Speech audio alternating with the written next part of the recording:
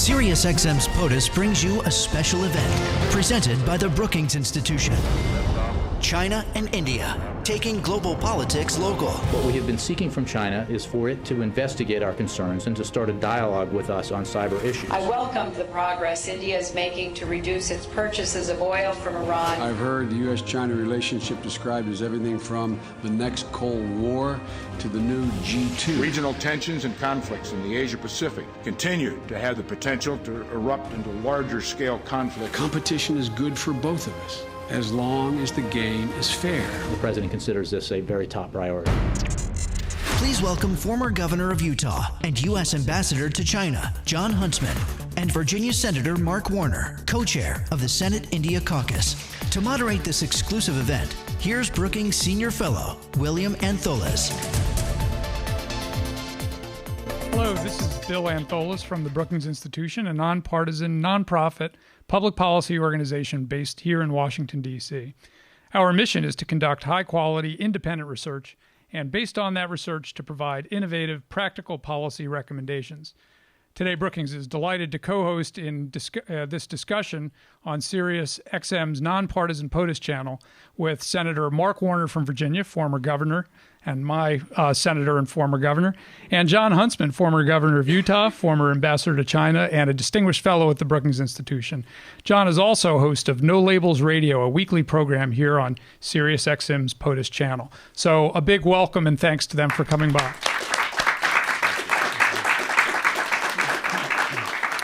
Our topic today is India and China. How national leaders such as our two guests here today should think about politics with these countries at the global, national, and local levels. As we've recently learned in Washington, or maybe relearned, federal government can be a powerful tool, but also a place of gridlock in a big, complicated continental federal union that we have. And as we think about China and India, they're facing similar challenges as well. So to unlock those, we've asked Governor Huntsman and Senator Warner to talk a little bit about their experiences, both as governors and as senators and as an ambassador to these countries. And they're both heroes of mine, and they feature prominently in a book I've just published called Inside Out, India and China: How We Look at These New Players on the Global Stage. Our two guests have insight and knowledge about both innovation at the local level in these places and the challenges that poses. Why is that critical? 2.5 billion people live in these two countries. That's 1 out of 3 humans on the planet. To get to that number, either in India or China, you have to take the United States population, add Mexico and Brazil, and the rest of North and South America, and then also add the 500 million people living in the European Union. That all adds up to 1.3 billion people who live in China, or the 1.2 billion that live in India. So working with these countries is going to be a challenge is going to be a key to tackling big global challenges, whether it's the global economy and trade, finance, energy security, or climate change. Yet the solutions are no longer found in Beijing and New Delhi, since they often face the same kind of gridlock that we find here in Washington. To read an excerpt from my book, you can go to the brookings.edu/new players. With that, I want to turn to Governor Huntsman and ask about his experiences with China. He served as ambassador there from 2009 to 2011. He still follows developments there, such as the major meeting that is just ending today in Beijing. Governor Huntsman, you recently said the most important story in the next century will be the rise of China and how we react to it. What are the big challenges you see right there and the reforms that they're facing? Well, thank you, Bill. It's a pleasure to be with you, and it's also a great pleasure to be with Senator Mark Warner, my former colleague, then Governor Warner, and I must say one of the finest public servants I've ever had a chance to work with. It's such an interesting topic, Bill, and your book is terrific, and thank you for doing it. And I hope word gets around about the importance of local collaboration, because at the end of the day, when you have a shifting world order, as we are experiencing early in the 21st century, with the rise of China, the United States being the premier superpower in the world, still being 23% of the world's GDP, when you have a rising power like China, it kind of shakes up the way things have looked and felt the last many years. And that really does result in a sense of uncertainty among particularly the American people. So how to ameliorate that really becomes the question. And at the same time, how do you provide for more opportunity through enhanced mutual understanding for people on both sides of the Pacific? That's a large aspirational objective, but I think it's worthy of our pursuit. Well, it's not going to be done necessarily between Washington and Beijing, or in the case of India, Washington and Delhi. It really is going to be done among our governors, among our mayors, among our provincial leaders, even among our educational leaders, where they can begin to get together, identify common challenges and opportunities, and seize them and learn from one another. I used to use an old Chinese aphorism when I was ambassador in China. It went something like this, "Hu xiang bang mang, hu xiang xue xi, gou tong jin bu," which basically means you study together, you work together, you progress together. It makes the world a better place. We don't do enough of that in the case of China, probably because the opportunities really aren't there. We don't have local leaders who really have thought through how you seize these opportunities enough to really kind of go after them. But it's out there, and I think we'll have plenty of opportunities in the years ahead in the areas of economics, in education, in healthcare, in the environment. What I found as governor, because I went to China and India both, and I just lived in Southeast Asia this last summer and spent a lot of time in India, as I did in China just a few months ago. And I'll tell you, the action is occurring at the local levels, at the provincial levels in China, at the state levels in India. They're looking for fixes and solutions, just like our governors and mayors are looking for. And what I found as governor, getting over to both these countries, is that our conversations would quickly go from, the nice, friendly exchanges at the beginning of the conversation to very quickly drilling down to issues that we both had in common. How you educate the next generation, how you find solutions on affordable, deliverable health care, how you deal with, breathable air and walkable communities, and how you make the economy work. In every case, it was always the same. And you walk out of those meetings thinking, we really ought to have deeper collaboration. The world would be a better place if we could figure out how to do it. The challenge will be, creating a template that actually makes that happen. Senator Warner, you've had similar experiences in India. Tell us a little bit about how you got interested in India and your engagement there, and if you see the same sorts of opportunities on the ground there. Well, let me echo what my friend Jon Huntsman said. First of all, with compliments, Bill, to you and your very fine work, and the fact that to try to help particularly Americans understand that these enormous countries are so diverse and have such different economic strengths based upon their regions. I take the case of India, where certain states in India are roaring ahead. Other parts of India, particularly in the north, are extraordinarily challenged. And this is an area that I've focused on originally because my brother-in-law has lived in South Asia for most all of his life. I then, like Jon Huntsman, let me just quickly add as well, pay back the compliment that he gave to me. I think some of the great work that he's doing with No Labels, when we look at issues around budget and debts and deficits and some of the macro issues that our country faces, I think John and I could sit down and, along with a vast majority of Americans, and actually get to a solution set a lot quicker than some of my colleagues that I work with on a daily basis. But I've been interested in India since I went, again, as governor. I went to both India and China. I recall here in the greater Washington area being the only non-Indian that was part of the Indian High-Tech CEO Council. My background was in, I guess I was the token at that point. But as the tech community in across America emerged, and in the Senate now chairing the U.S. Senate India Caucus, which is actually the largest bilateral caucus in the Congress, both on the Senate side and on the House side.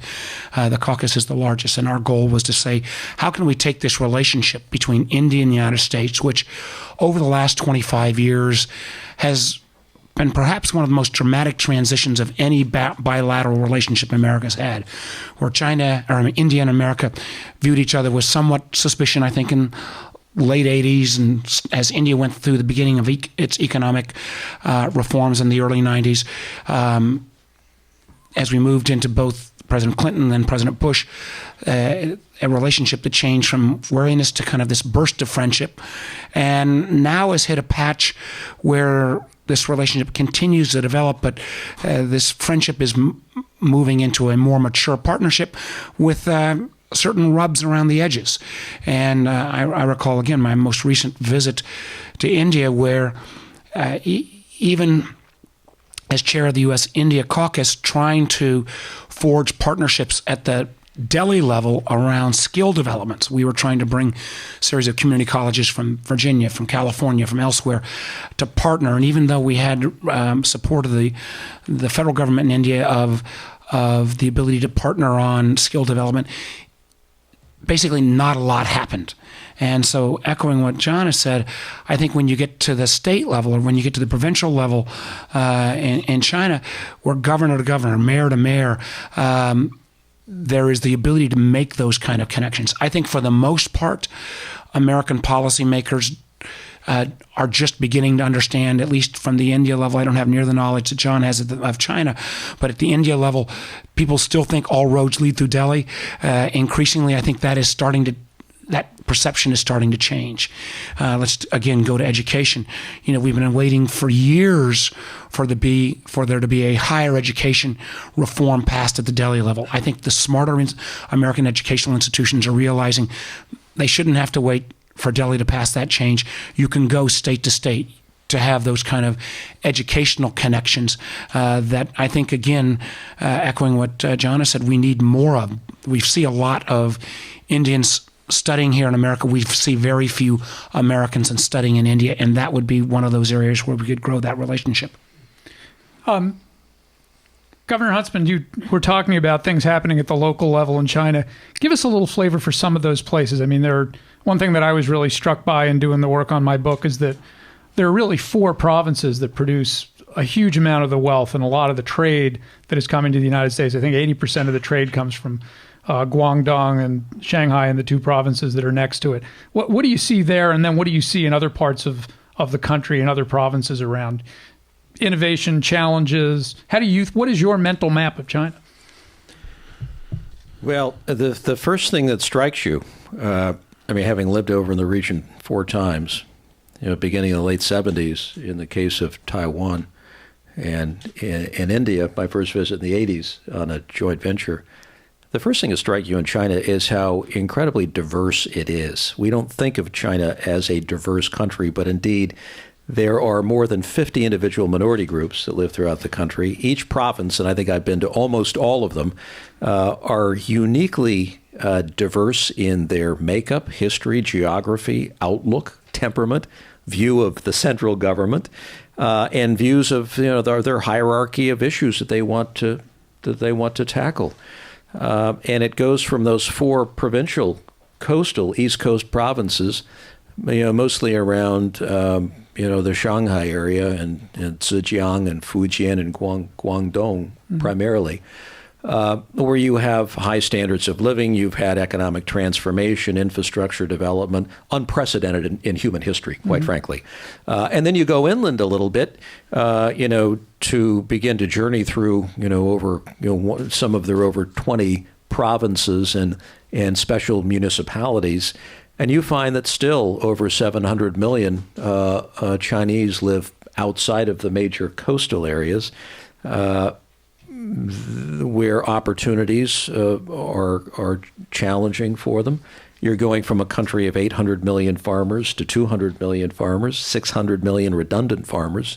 You have an itinerant workforce of probably 250 million people roaming the inland regions for opportunities in the coastal areas, which of course is politically destabilizing if you can't provide enough jobs for it. But you find in each region of the country, there is a solid commitment to bringing up the next generation in ways that improves their quality of life. Same thing we're trying to do here, making education matter, providing jobs that will cover the booming population base, and engaging in trade not only between the various provinces, but also reaching out to foreign partners for investment and trade opportunities. And so there are enormously powerful opportunities, I think, for states and cities here in the United States to engage not just with the Tianjin, Beijing, Shanghai, Guangzhou's of the world, but indeed to look inland. I mean, few people have taken the journey, for example, to the end of the Yangtze River, to the city of Chongqing. They've heard about the recent political drama that played out there with the party secretary, but few stop to think or ponder that it happens to be the largest city in the world with about 40 million people, not too far away from Chengdu, which is part of Sichuan, a province in which you have a population larger than the entire country of France.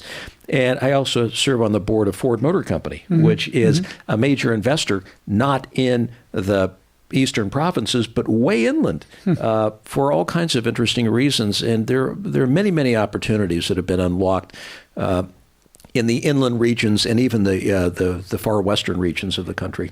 And how well do you think the central leaders are grasping that, particularly as they're looking at a new wave of reforms? Do you think they've got their hands around the diversity and the opportunities and challenges, or do you think that they're still racing to play catch up with this crazy, enormous quilt work of different economies and societies? Well, stop to think about 1.3 billion people. Stop to think about this broad geographic swath of diversity.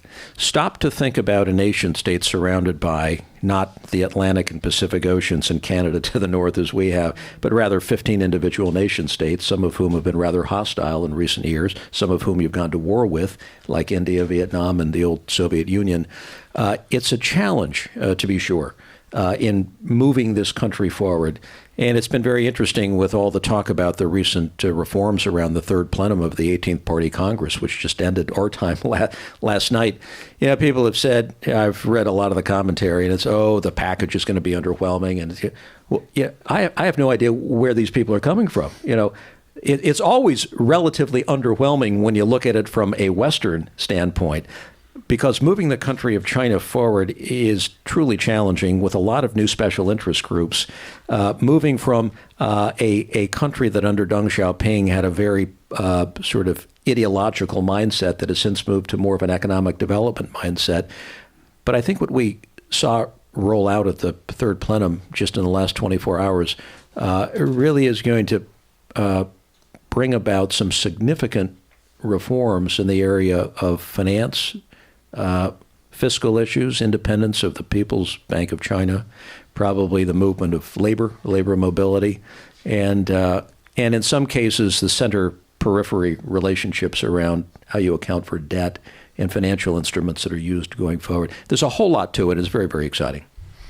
I'm Bill Antholis from the Brookings Institution, a nonpartisan, nonprofit public policy organization based in Washington, D.C. You're listening to a discussion on SiriusXM's nonpartisan POTUS channel with Senator Mark Warner from Virginia and Jon Huntsman, former governor of Utah. Senator Warner, we were just talking about the new leadership in China. Early in the next year, there will be a national election in India. National election in India of 1.2 billion people is so hard that it takes place over a month and a half, I think, with rolling elections in different parts of the country, and so that they can actually take the election apparatus from place to place. When you look there, what are you looking for? What are you looking at? Particularly, are there regional leaders that are rising that you're paying attention to in that space? Well, let's first of all, again, make some of the same comments about India that were made about China in terms of enormous diversity. Last trip over, I was in Calcutta and realized that I didn't know before, Bengali, I believe, is the 6th most spoken language in the world, which is just a subset language of part of India. Obviously, there are large swaths of India where there is if not an open revolt, the power of the central government is under at least some stress. There's still enormous challenges in India, and again, this diversity of economic progress, where you see Maharashtra and Gujarat, obviously and Gujarat. I think enormous progress when you see more closer to the north. Some real challenges. You see areas where, like Bengal, making a switch from a long-time communist regime to a more of a populist regime. I think in India, we've seen this enormous leap forward based around technology hubs.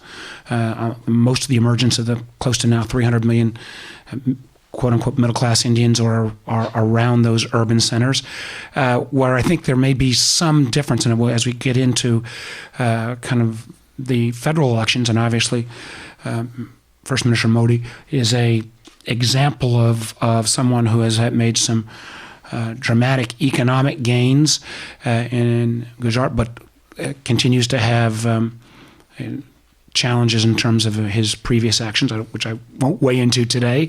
But part of the difference, I think, between China and India is, we were talking about this off air, there are advantages of having a 5-year plan. When we look, let me be clear, I'm not advocating that for the United States, but there is, democracy is messy. And, as we've seen the rise of regional powers in India take place in this kind of federal mismatch of their electoral politics. I think sometimes Washington is crazy politically. Then you only need to look at Delhi to see perhaps politics at an even more extraordinary level, where you've got not only kind of the remnants of two major parties in the Congress and the BJP, but this enormous need to put together coalitions that in many times emphasize the regional disparity rather than trying to build a concentrated national plan. Mm-hmm. And I do believe that remains one of India's great challenges as they go into their federal elections next year. Will there be a strong enough government that can move India ahead at, we've seen growth rates in India drop to 5%. From an American standpoint, we say that's great. Unfortunately, with the Indian population, 5% doesn't fill just the needs of folks coming into the of work age eligible. So I think there will be challenges coming out of the federal elections. Will there be a strong direction coming, whether it comes BJP or Congress? Will there be an ability to move past some of the restrictions that have been put on, for example, the coalition government now? I think about things like multi-brand retail, which we've been calling for some time. We saw progress at the federal level, yet there are still major American marketers and foreign marketers that want to get into the Indian market that have found at the state level such restrictions that they're uncertain whether they want to go ahead and enter the market. We saw as recently as Friday some changes in the banking restrictions. Will that play out in a way that will be advantageous to the Indians as well as advantageous to not only America but to the West? We look at the fact that India had some of the largest power outages on record last year, and here we are still 600 million people, yeah. And here we are still 8 years after the nuclear agreement, and not only we've not been able to work through the liability issues vis-a-vis American companies, but I just read recently even the Russians were still having problems. So there is this, I think there is still remains, because of democracy, because of while opportunities emerging at the state level, this need for a two levels of bureaucracy in India. There is a lack of clarity that I think is holding back some of the foreign direct investment that is still needed desperately in India. Although I would make one comment. I don't want to paint all of this picture there.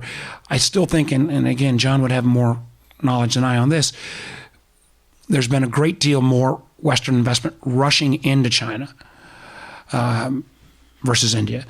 The ability to still take your money out of China, I still think remains a little bit more questionable. Whereas if you're willing to kind of hang in through the Indian bureaucracy, get in, the ability to actually get capital out, I think is still a little bit clearer through the Indian circumstance, although I'd be happy to have rebuttal.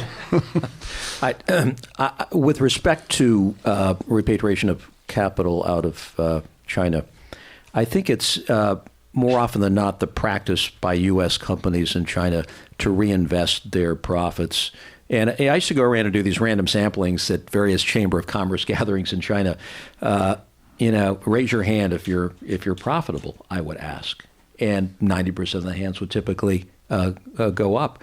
And you say, why then have we had such a challenge in raising some of the trade issues effectively with a very coordinated business community behind us? Therein lies your challenge. I mean, a lot of companies are very profitable in the China market.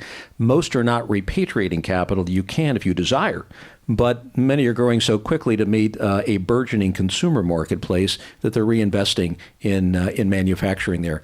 I mean, gone are the days when you make something in China just to export it to the rest of the world. I think, labor rates are increasing in the southern manufacturing zones at double-digit paces, but you have a rising consumer class in which most manufacturers, a lot of leading American manufacturers, are now investing and manufacturing for a large consumer population. I was really struck when I was in China that the Nikes that I buy for $120 in the U.S. go for $140 in Shanghai.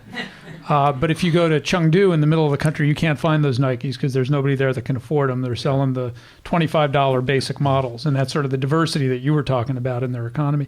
You both raised a scandalous figure in each country, and I don't want to dwell too long on them. I really want to hear your thoughts about people that are getting things done in a positive way, but particularly because the excerpt from the book that we have on this essay version at brookings.edu/new players starts with the two. So you, Governor Huntsman, mentioned Bo Xilai, who just came down in this great scandal. He was the head of the biggest city, not only in China, but in the world. Senator Warner, you mentioned Narendra Modi, who's the chief minister of Gujarat, the most productive state in India, and actually, with the exception of Guangdong, out-exported every Chinese province last year. Tell me a little bit about your thoughts, not about those particular scandals, but what they say about governance, rule of law, and the development of a modern legal system in both countries. These are local leaders who essentially took the law in their own hands with little consequence. And in the case of Narendra Modi, it's unclear exactly what happened, but he could become the prime minister of the country. But many people think that he essentially orchestrated riots. In the case of China, this is Bo Xilai, whose wife was convicted of killing a British businessman, and he was just convicted of corruption. Well, I think in both cases, both with Narendra Modi and Bo Xilai, or you can use any number of rising stars in China to fill in that Bo Xilai space, you're rewarded for economic performance. So if you look at the economic data coming out of Gujarat, it's therefore no surprise that the BJP would embrace Narendra Modi, that Advani would ultimately come around and show a united front effort politically, and they're off to the races. And so Modi has political speeches where 200,000 people show up in Delhi, and he's already creating a narrative that he's the people, the populist candidate, versus a Gandhi, son of Rajiv and Sonia, who represents royalty. So you already can see kind of the fault lines of the Indian the Lok Sabha elections coming up probably next May or June. In the case of China, the one dynamic there that's changing, interestingly enough, the rewards that were given for provincial job development creation. So in the old days, which is to say before last week, you were rewarded for bringing in investment and creating jobs and goosing your province or your municipality at 8, 9, 10%. It's interesting to sit down with those same leaders today, as I did just weeks ago, and you find that the narrative is changing. They're now rewarding provincial leaders for doing something other than just the traditional economic work, such as, what are you doing to help the plight of your people? What are you doing to enhance the quality of life, to clean up the air, to improve health care? These are all things that now seem to be on the minds of a lot of the local leaders in China. And as they begin to talk about these areas, well, who happens to lead in cleaning up the air and in basic sciences, in research, in healthcare?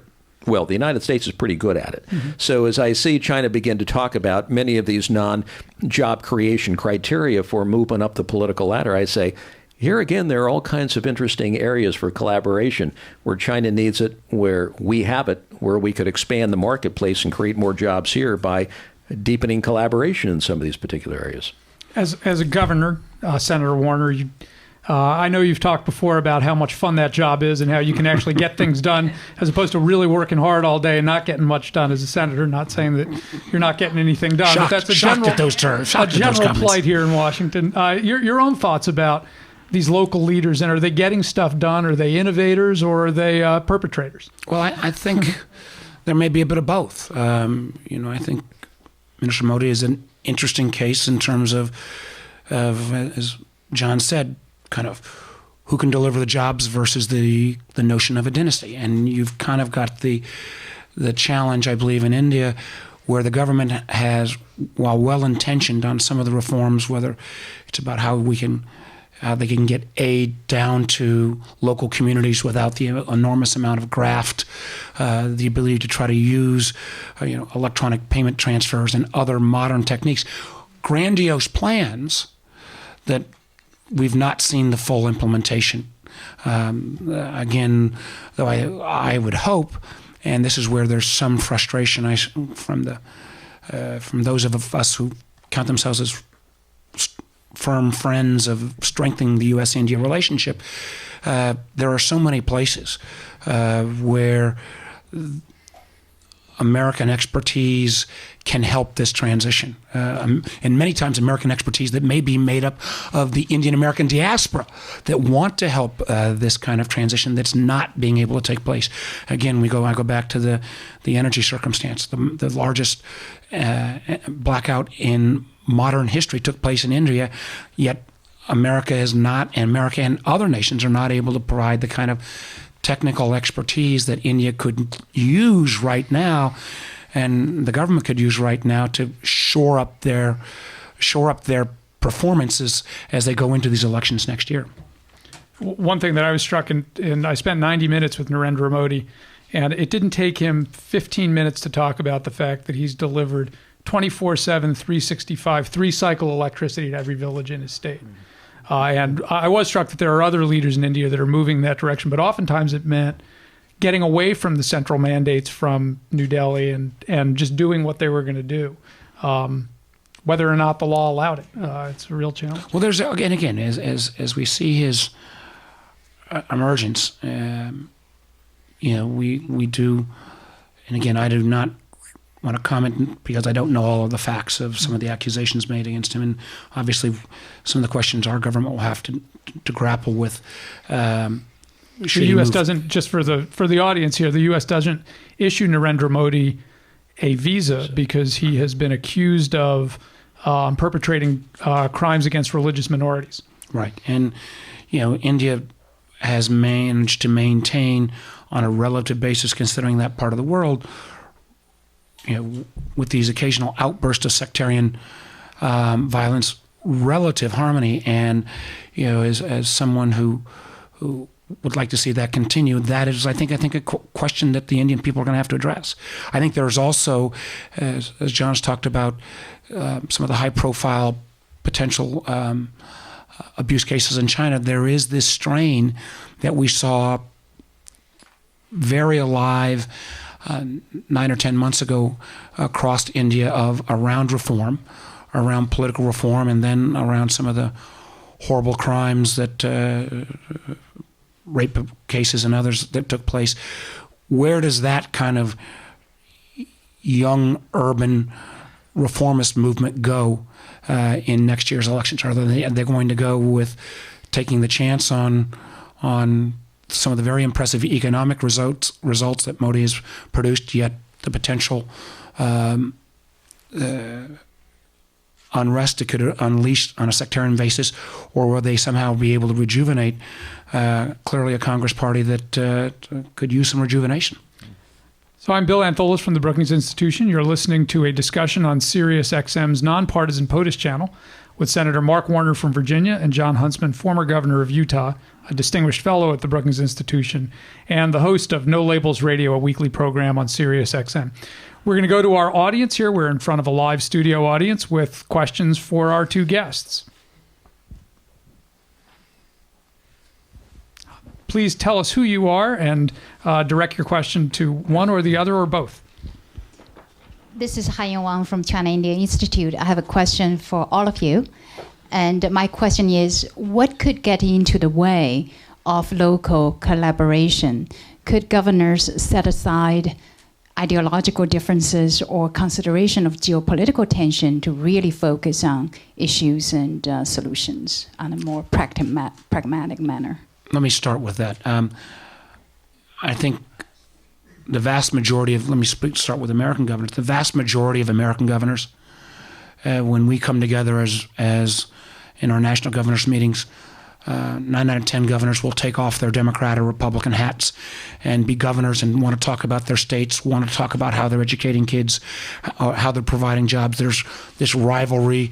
Utah and Virginia were always ranked in the top 1, 2, or 3 in terms of best managed states, and we would talk about that rather than some of the kind of more ideological difference. I think local leaders in India and China have that same kind of how do you deliver for people. And I actually believe that kind of connectivity, for the most part, allows us to actually get more business done because it's not in our portfolio to deal with the geopolitical issue. So I was with some municipal leaders in Atlanta where I was a week or so ago, and they were talking about how to develop relationships with China and what is needed in order to be successful. And I said, well, patience is needed, and you must be very specific about what it is you want to do. I think one thing that could stand in the way of bringing this kind of collaboration to fruition is a sense that progress is not inevitable. That, in fact, we have the clash of cultures, the American culture, which is kind of the roll up your sleeves, let's find solutions, let's move it forward, to something quantifiable at the end of the day, meeting officials in China who want to celebrate the relationship, who want to draft an MOU and have a great banquet. And then things just sort of never evolve from there. We're going to have to figure out how to take this very powerful potential for collaboration and send it off in lovely style, as always is the case in China, with a little bit of the American can-do effort to kind of get it to the finish line. As soon as we see city-to-city collaboration or state and province collaboration, where we're actually grinding away and doing important and interesting things and finding solutions, that's where you're going to get a lot more of the local people, local elected officials involved. My fear is that we could very well run into a situation where the feeling is that it isn't worth the effort to begin with because we never get to the finish line. And that would be unfortunate. I want to follow up on a dynamic of that. You know, you mentioned elected officials. Our officials are elected here. They're not elected there at the local level, or at least not at the provincial. Sometimes at the village level they are, maybe. But at the provincial level, they're not. I like to say they're sort of rotated the way we rotate our base commanders in the United States. You serve for 5 years in Germany, and suddenly you're in Killeen, Texas at Fort Hood. What is that dynamic like? You've got an elected official in the United States thinking about coming home to his or her electorate. You've got this person who, on the one hand, at some level has carte blanche. The mountains are high and the emperor is far away, so they can get done in their province what they want to. On the other hand, they may not be here 5 years from now by the time the deal actually plays out. Does that dynamic play out, or is it just two people trying to do a deal and do business together? Well, there's oftentimes a mismatch between our two countries that sometimes is a bit confusing for mayors and governors. So when a governor or a mayor will go to China, they'll meet with the mayor or the provincial governor without realizing that they're number 2 in command behind the party secretaries. Right. And they'll miss the most important person of all, and therefore they wonder why things don't get done or why they couldn't punch through the bureaucracy. So it really is, governors and mayors, before they actually set sail, they really do need to understand the political dynamics in China, the cycles of party congresses that bring people in and out, and those who are really in a position to get something done, because each province and each city really has its own power structure. Some are exceedingly powerful, those who serve, for example, on the 25-member Politburo, or those who might have a seat on the Central Committee. Not all mayors and provincial governors do. Those who run the biggest municipalities do, and they're able to get a whole lot more done than those at lower levels. And I would let me take a slightly different tack vis-a-vis the U.S.-India relationship. I think, there's no shortage of local politics in India. No shortage of local politics in India. Amen on that. Reporting on it. But I do think there are sometimes as well cultural clashes. There is a lot of times Americans think they're hearing yes from their Indian counterparts when they may be hearing maybe, or we'll talk about it some more. And two things that two specifics I think that could help. One is we're blessed in America with an incredibly successful and I think increasingly engaged Indian American diaspora, and how you take advantage of that Indian American diaspora to help navigate some of these relationships is extremely important. And I think I heard recently there are 250,000 Indian Americans who have returned home to India, but with U.S. passports. That ought to be an asset that America can find a way to use as in effect local ambassadors of building this relationship. The other thing that we need to do more of is we have many, many Indians who come over, study, work, relatives here in the States. We really have not done nearly as good, partially because of the lack of American educational institutions to kind of break through the Indian bureaucracy to get a foothold in India the way so many American universities have been able to get a foothold in China. But we don't have, at the educational level or at kind of the young professional level, I think enough Americans going, studying, living, working in India. I think the numbers are actually much, much higher in China. And I think that is something that from the caucus and kind of more in a collaborative fashion, I'm talking with a lot of folks across the country on how we can expand those contacts. I think it's terrific. Question from you. Just picking up on what Mark mentioned, taking it in a slightly different direction. One of the barriers to entry, so to speak, for local officials is, when you get right down to it, language. Right. Mm-hmm. It is really tough in China to overcome a language barrier. The country's done a terrific job pulling pretty much everybody together around a common lingua franca, that being Mandarin, even though there are a lot of regional dialects. In India, I think one of the greatest challenges to just governing the country is what happens when a head of state makes a speech and is only understood by maybe 250 million of the 1.2 billion people. When you have a couple 100 million speak English, a couple 100 million speak Bengali, a couple 100 million Hindi, so on and so forth. But with respect to India, for most local officials in America, there is that common lingua franca, which does make things a whole lot easier than dealing in China, and a common reference point called rule of law, which is also something that makes transacting business a whole lot easier. I want to go to one of our guests in the audience. Peter Berkowitz, I'm a senior fellow at the Hoover Institution. Question for all the panelists. In navigating the developing relationship between local government and national government in China and India, do you find that there's any interest in studying the American model? Not, of course, to adopt it, but to learn from what we do well and to learn from what we do badly. I'll take a cut at that. So what would China like to do, almost more than anything else, as part of the next 10-year leap with economic reform and maybe even some legal reform, as we're hearing in the last 24 hours? They would like to become an innovative economy. So they look to the United States and they say, we would love to have research universities like yours. We would love to be able to take basic research and translate it into the marketplace, translational research, like some of your top campuses do. We'd like the predictability and business adjudication standards that you have in the United States. We'd like to have pockets of innovation like Silicon Valley and Ann Arbor, Michigan, and Austin, Texas.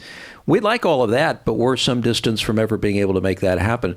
So where they may see the dysfunction of Washington as something that isn't necessarily enticing with respect to democracy, they look to our innovative culture. Entrepreneurship, our ability to assume risk, to roll the dice, and to create new things is something that is truly enviable. I've been to Macau, and I know they like to roll the dice. I would say in India there is a little greater connectivity on the economic side because India feels it's got its Bangalore, its Hyderabad, its other emerging tech centers. They've got their enormous pride in their IITs, their Indian Institute of Technology. I still think, as John has said, there's still some of that link from doing the research to how you translate that into real innovation. And I think our country's been blessed with a lot of those Indian entrepreneurs coming to America. One more reason why we need the broad-based immigration reform. I think there's less. One of the things I came away from my last visit, and I've been talking with some folks about, I think there is a growing disconnect, though, from India's kind of ability to understand our governmental functions. And let's face it, it's become a little more opaque and a little harder to understand, to even explain to Americans as well. So, as we think about, I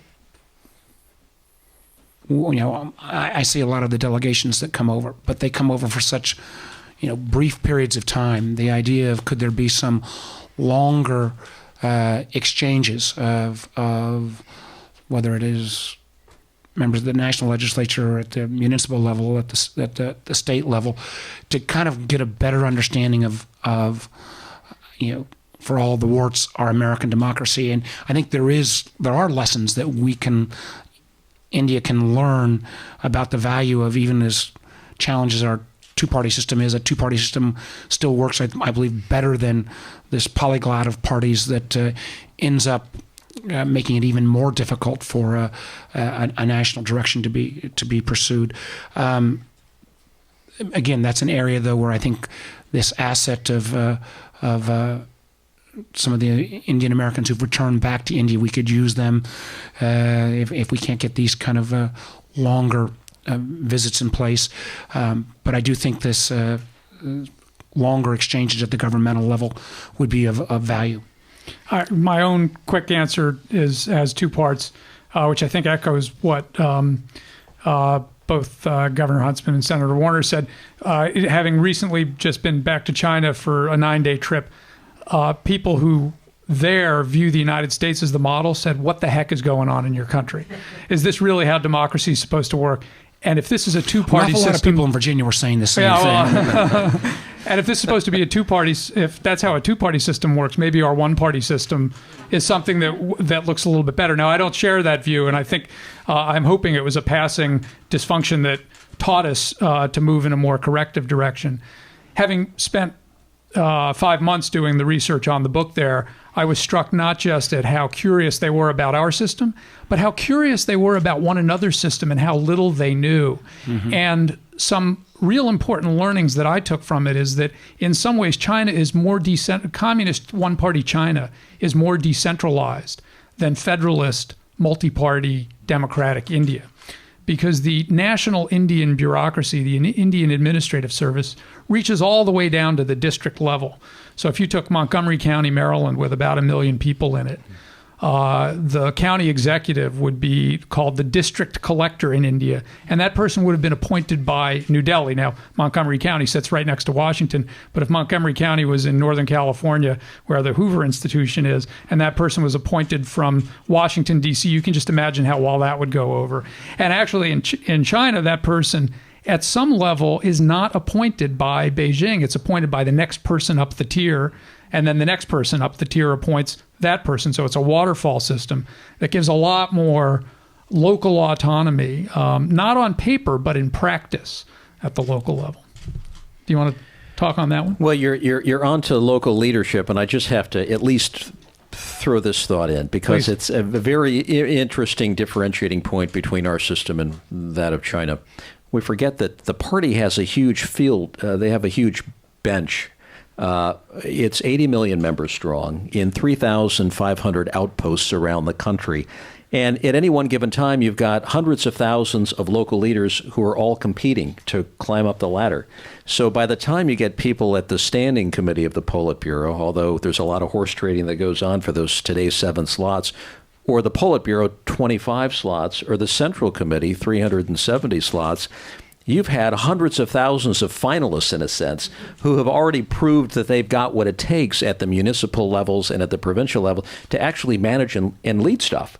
And so they're coming from a much different leadership mentoring, human skill development system than we have here, or that I think India has. So I want to thank both of our wonderful guests today, Governor Huntsman and Senator Warner. As I said, they're both heroes in my new book, Inside Out, India and China, which you can find on the Brookings website at brookings.edu/new players. I want to thank SiriusXM, which has been a great co-host of this event. And I want to thank our live studio audience, who's brought with us a lot of energy and some great questions. Thank you very much, everyone. Thank you, Doug.